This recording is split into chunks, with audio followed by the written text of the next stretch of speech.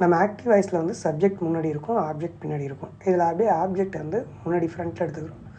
Object எடுத்துகிட்டு இடையில வந்து ப்ளஸ் பி ஃபார்ம் அப்படிங்கிற பி வெர்ப் அப்படிங்கிறது am is was where, am is R was வேர், இதை தான் நம்ம யூஸ் பண்ணணும்.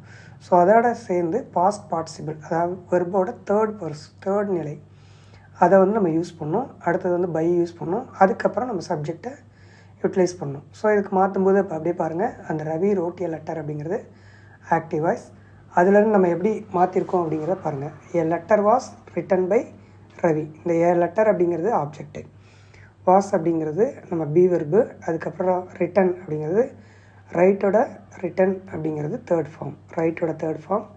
இப்போ பை நம்ம ஆக்சுவலாக சேர்த்துருக்கோம். அதுக்கு அடுத்தது பார்த்திங்கன்னா ரவி, நம்ம சப்ஜெக்டை வந்து இங்கே ஆட் பண்ணிட்டோம். ஸோ இந்த மாதிரி தான்.